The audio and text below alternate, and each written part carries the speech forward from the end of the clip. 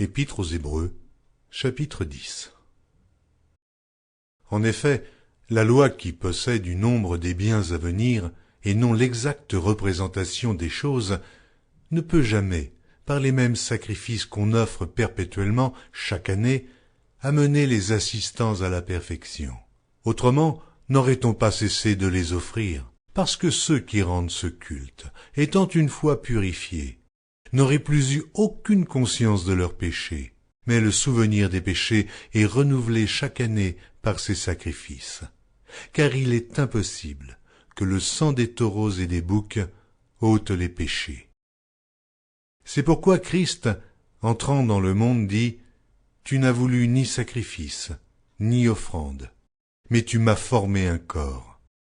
Tu n'as agréé ni holocauste, ni sacrifice pour le péché. » Alors j'ai dit « Voici, je viens. » Dans le rouleau du livre, il est question de moi, pour faire, ô Dieu, ta volonté.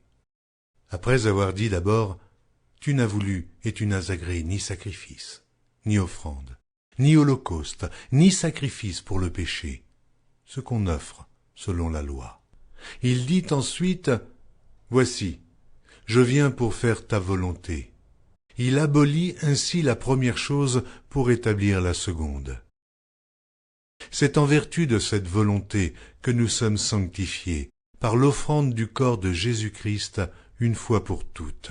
Et tandis que tout sacrificateur fait chaque jour le service et offre souvent les mêmes sacrifices qui ne peuvent jamais ôter les péchés, lui, après avoir offert un seul sacrifice pour les péchés, s'est assis pour toujours à la droite de Dieu, attendant désormais que ses ennemis soient devenus son marchepied, car par une seule offrande, il a amené à la perfection pour toujours ceux qui sont sanctifiés.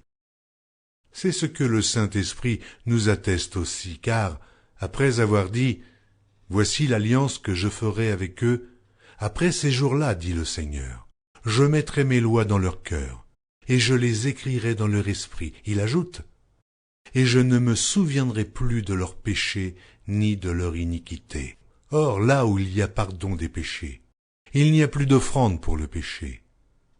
Ainsi donc, frères, puisque nous avons, au moyen du sang de Jésus, une libre entrée dans le sanctuaire, par la route nouvelle et vivante qu'il a inaugurée pour nous au travers du voile, c'est-à-dire de sa chair, et puisque nous avons un souverain sacrificateur établi sur la maison de Dieu, approchons-nous avec un cœur sincère, dans la plénitude de la foi, les cœurs purifiés d'une mauvaise conscience et le corps lavé d'une eau pure. Retenons fermement la profession de notre espérance, car celui qui a fait la promesse est fidèle. Veillons les uns sur les autres pour nous exciter à la charité et aux bonnes œuvres. N'abandonnons pas notre assemblée, comme c'est la coutume de quelques-uns, mais exhortons-nous réciproquement, et cela d'autant plus que vous voyez s'approcher le jour. Car si nous péchons volontairement, après avoir reçu la connaissance de la vérité, il ne reste plus de sacrifice pour les péchés, mais une attente terrible du jugement et l'ardeur d'un feu qui dévorera les rebelles. Celui qui a violé la loi de Moïse meurt sans miséricorde, sur la déposition de 2 ou 3 témoins. Et quel pire châtiment pensez-vous que sera jugé digne celui qui aura foulé aux pieds le Fils de Dieu, qui aura tenu pour profane le sang de l'alliance par lequel il a été sanctifié, et qui aura outragé l'Esprit de la grâce? Car nous connaissons celui qui a dit « À moi la vengeance, à moi la rétribution. » Et encore, le Seigneur jugera son peuple. C'est une chose terrible que de tomber entre les mains du Dieu vivant. Souvenez-vous de ces premiers jours où, après avoir été éclairés, vous avez soutenu un grand combat au milieu des souffrances. D'une part exposé comme en spectacle aux opprobres et aux tribulations, et de l'autre, vous associant à ceux dont la position était la même.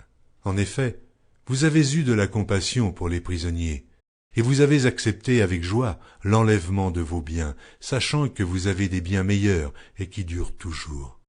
N'abandonnez donc pas votre assurance, à laquelle est attachée une grande rémunération, car vous avez besoin de persévérance, afin qu'après avoir accompli la volonté de Dieu, vous obteniez ce qui vous est promis. Encore un peu de temps. Celui qui doit venir viendra, et il ne tardera pas. Et mon juste vivra par la foi, mais s'il se retire, mon âme ne prend pas plaisir en lui.